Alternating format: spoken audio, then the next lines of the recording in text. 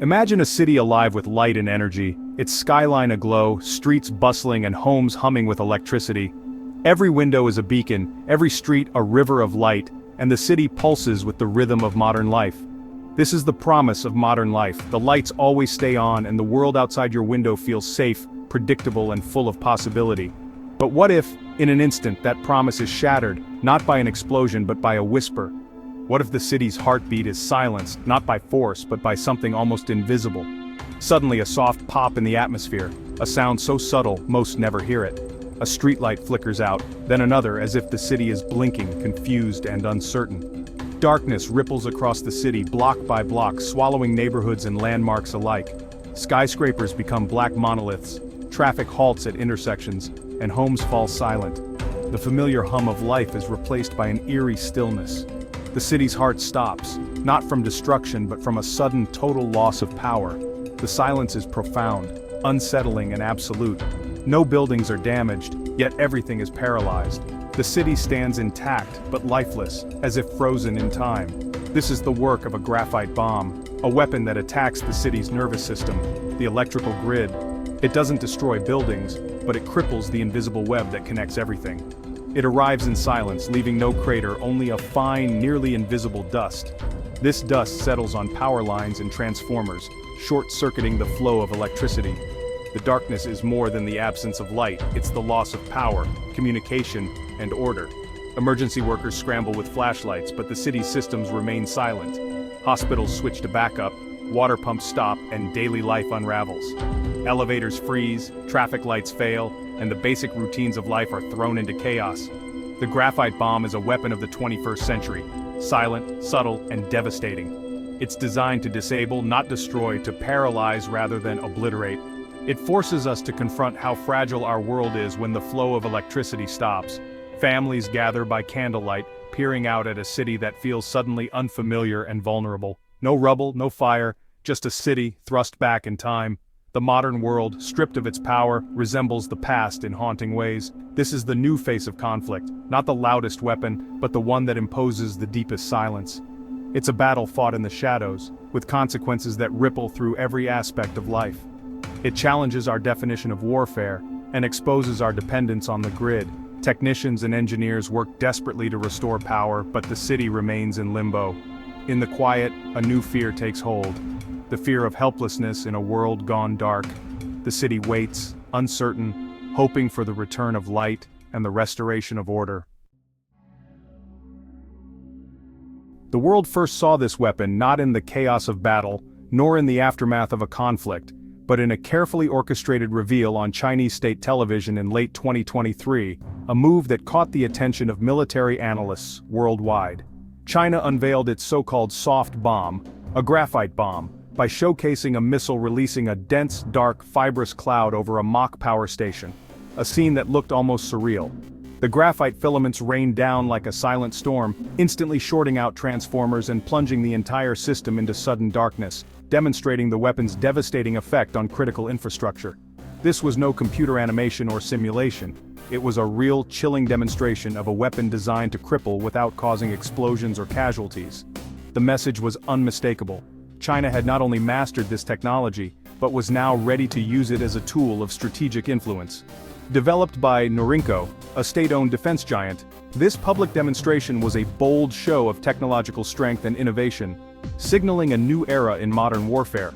The timing of the reveal was no accident. It came amid rising global tensions and an intensifying arms race in emerging military technologies, sending a clear message to rival nations. By unveiling its graphite bomb, China signaled its ability to target what many consider the ultimate vulnerability, the power grid, potentially crippling entire cities without a single shot fired. This weapon operates in the ambiguous gray zone, straddling the line between conventional and non-lethal warfare, forcing nations everywhere to urgently rethink how they protect their most vital infrastructure from invisible threats. The global strategic chessboard has just gained a powerful new piece, and the rules of the game may never be the same. The graphite bomb is a weapon of simple physics, not brute force. Delivered by missile or aircraft, it contains spools of ultrafine carbon or graphite filaments, excellent conductors of electricity. High above the target, a small charge bursts the container, releasing a cloud of filaments that drifts down. These strands settle over transformers and power lines, creating unintended pathways for electricity. The result? Massive short circuits, overloaded systems, and instant blackouts. No buildings destroyed, just the grid disabled. The filaments are so fine they're hard to clean up, prolonging the outage. Repair crews must painstakingly remove every strand before power can be restored. The graphite bomb isn't just a tool for blackout, it's a weapon of sustained disruption. A simple idea scaled up to paralyze a city. The graphite bomb isn't new. The US pioneered it with the CBU-94B Blackout bomb in the 1999 Kosovo War. American stealth jets dropped canisters that released clouds of conductive filaments, shutting down over 70% of Serbia's power. The goal: cripple command and control, not destroy infrastructure. China's version builds on this legacy, but with key advances. Their filaments are likely lighter, more conductive, and more resilient, covering wider areas and lingering longer. Smaller payloads now achieve greater effects, making delivery more versatile and harder to detect. China's bombs can be launched from rockets or drones, not just aircraft, making them a more flexible, unpredictable threat. This evolution turns the graphite bomb from a tactical tool into a formidable strategic weapon. It can be deployed faster, from farther away, and with greater surprise. The arms race has moved from brute force to silent technological disruption. The graphite bomb's true power lies in its ability to paralyze a nation's critical infrastructure without causing permanent physical destruction. Unlike traditional explosives, its effects are invisible but devastating, targeting the very systems that keep modern life running. Its main targets are the nerve centers of the power grid, massive generation plants and high-voltage substations that distribute electricity across entire cities and regions. These facilities are the backbone of a nation's energy supply. Disabling just a handful of these key nodes can trigger cascading failures, plunging entire regions into sudden and total darkness.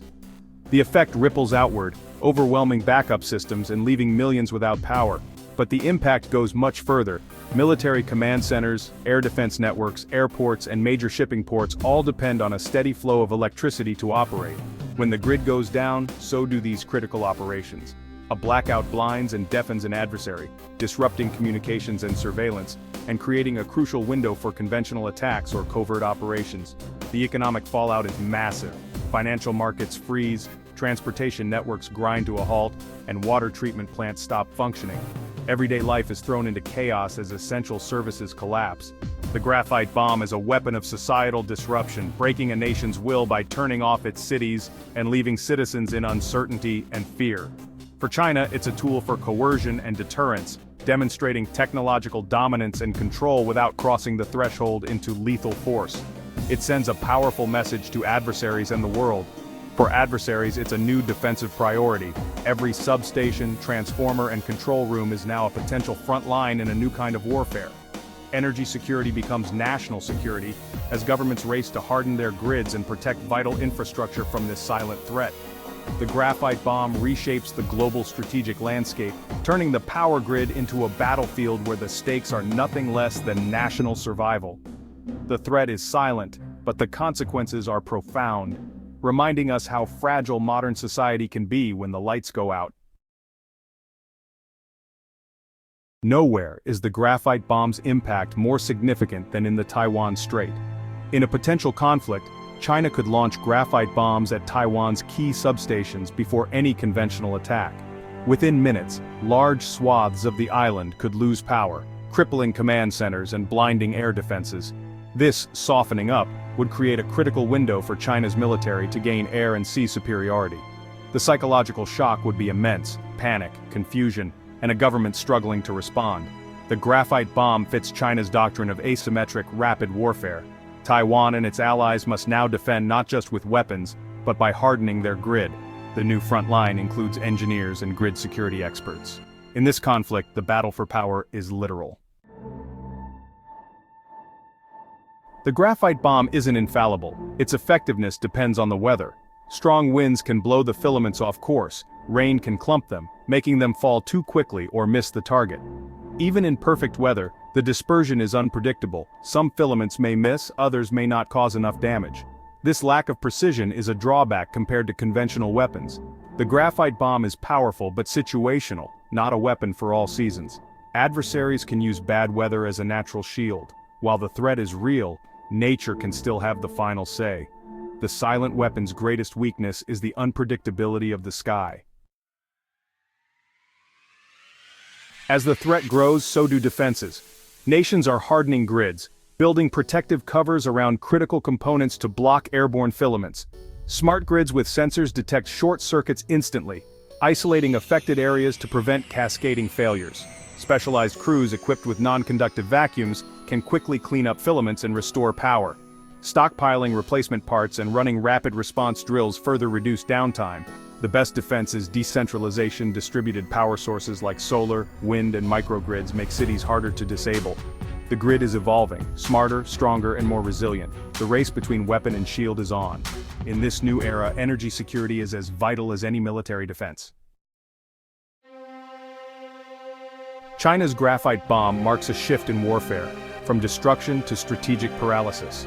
Victory is now about disabling a society's ability to function, not just destroying its assets. This weapon operates in the gray zone, blurring the lines between war and peace. Its ambiguity tempts escalation, making it hard to define or respond to as an act of war. The graphite bomb exposes our dependence on electricity and the fragility of our interconnected world. It forces us to see the grid as a core part of national security. As conflicts move from explosions to silence, we must rethink what it means to be strong and secure. The first salvo may be a cloud of dust, not a missile. Our future security depends on building societies resilient to both physical and systemic shocks.